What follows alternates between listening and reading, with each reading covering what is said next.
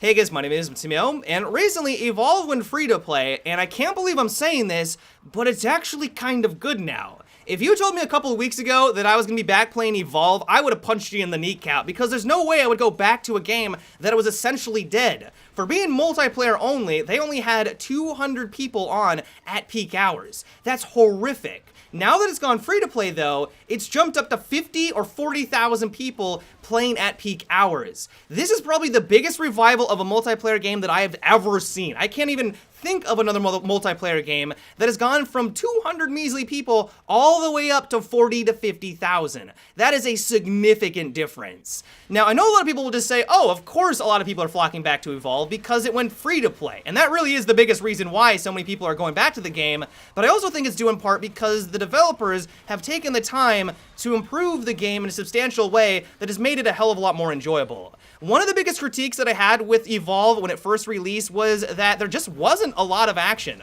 One of my favorite aspects about Evolve is killing the monster. When you're working with your friends taking down this giant behemoth, it's really, really satisfying. But because of the way that the game just played out when it first released, you never saw the monster until about 10 to 15 minutes in. If you had a horrible trapper that refused or just really didn't understand how to use the dome to trap them, you would run around for those 10 minutes not seeing the monster once, and then when they reached Evolve Stage 3, they would just tear your face off, and it was pretty boring. Now, I know some people really like that cat and mouse, and the cat and mouse is still here, but the developers have really taken the initiative to try and ensure that action happens a hell of a lot more frequently. First of all, there's a lot more ways to figure out where the monster is located. The Trapper, for example, now has a global ability that lets everyone on the hunter side know the general area of where the monster is heading. On top of that, every single one of the hunters now can place down the dome. You don't need to rely on your Trapper to be competent anymore. Basically, anyone on your team, as long as you're close enough to the monster, you hold down your F key and you're good to go. Now, the result of this is that you're going to be fighting the monster even at stage 1. Now, to compensate for this, the developers realized, okay, well, originally, when the game first released, if you caught the monster at stage 1, you basically won the game. There was no way that they were going to be able to escape, but now they've buffed the power of the monster so that they're not going to die, and honestly, if you're good enough as the monster, you can even win the game at stage 1. Essentially what all these changes amount to is that you're simply now finding the monster and fighting him a lot more than you would in the past. You may have an awesome firefight at stage 1. He gets away. You might fight him at stage 2. He kills a couple of your teammates, but it's okay because you whittled down his main health. Then when he gets to stage 3, you have a glorious firefight that's really down to the wire. You're not sure who's going to win or lose, and that right there is what I'm really enjoying about Evolve. The developers, while I don't think they've done a perfect job, there are some problems, and we'll get that here in a second. In general, the game is a lot more fast-paced. It takes the qualities that I really liked about the game when I played the beta like 2 years ago at this point. It feels like it's been forever. They take those awesome moments and make them happen a lot more frequently. Now, one thing I was concerned about was the way that they were going to be handling the free-to-play model. I thought, okay, they're already known for nickel and diming their consumers. I mean, when the game released, one of the biggest reasons why I think it failed was that not only was it $60, but they basically sold this as a product that was going to just have a hell of a lot of DLC that we're going to have to pay for. It wasn't going to be free. That turned a lot of people off. Many people just thought that this was a way for them to nickel and dime their consumers, and so many people just didn't even jump on the Evolve train to begin with. And so going into this free-to-play model, I was like, okay, what are we getting ourselves into?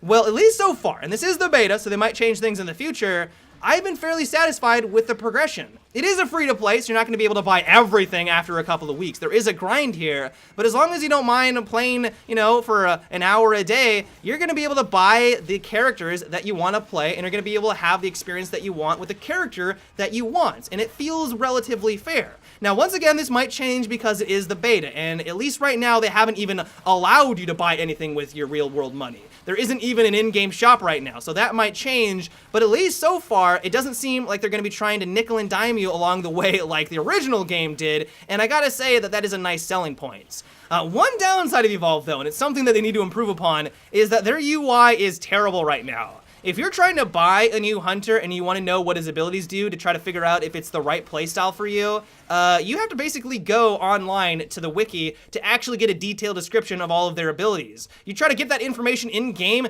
good luck. It gives you like a brief little description, but you don't really know exactly how that's going to play out when you're playing the game. there's a lot of hunters now. This is actually a great aspect of the game, is that there's a lot of variety. There's about 36 different hunters, 7 different variants of the monster, and so there's a lot to learn here, which is really cool, but it's really hard to learn what the hell every single one of these monsters and hunters do when you don't actually get a detailed description of all of their different abilities and their weapons. And so if you're going into this and you're confused by what the hell is going on, I don't blame you. If I wasn't playing with a bunch of friends, if I wasn't playing with some people that actually knew what the hell was going on, I would have no idea what half the different abilities do, and that is a really big downside of Evolve. Another big issue, and something that they're really struggling with still, is how do you balance a game around the idea of giving one person a lot of power, the monster, and then 4 hunters that need to counterbalance that power with coordination. It's really challenging from a developer standpoint to get that right. If you make the monster powerful and menacing as they should be, he's going to dominate newer players. The new players don't know what to coordinate, they don't know what they're doing, and so they're just going to get steamrolled basically 100% of the time. On the flip side though, if you weaken the power of the monster to accommodate for these newer players, then you run the problem where, yeah, newer players are going to have an easier time, but then when you have experienced hunters who are coordinating, then they absolutely destroy the monster. And while of course I've only played for a week now, so I can't speak for the intricacies of the game balance, I mean, I just don't have that experience right now, what I have noticed is that when I am coordinating with friends, we ruin the monster a majority of the time. I've gone on 13, 14 win streaks because of this very fact. And so maybe it's just me, maybe this is just anecdotal evidence and I have no idea what I'm talking about, but it does appear that the game is not 100% well balanced. In general though, if you've always wanted to try Evolve, but you were always turned off by the dwindling player base and you were also turned off by that very high price point when it first released, I highly recommend that you try it out now. Is it perfect? No, it's still got issues, but it is significantly better in my eyes. I've had a lot of fun with friends, I've had a lot of fun just playing by myself, it's been really, really enjoyable, and while sadly I don't think this free-to-play model has been extended to the console version, if you are on PC, I really recommend that you give this another go. But yeah guys, that is about it for today's video. I hope you enjoyed. Give me your thoughts on Evolved. Has the free-to-play version got you interested in the game once again? Do you still think it's terrible and not worth it? Let me know down below. But yeah, until tomorrow guys, have a good one and take it easy.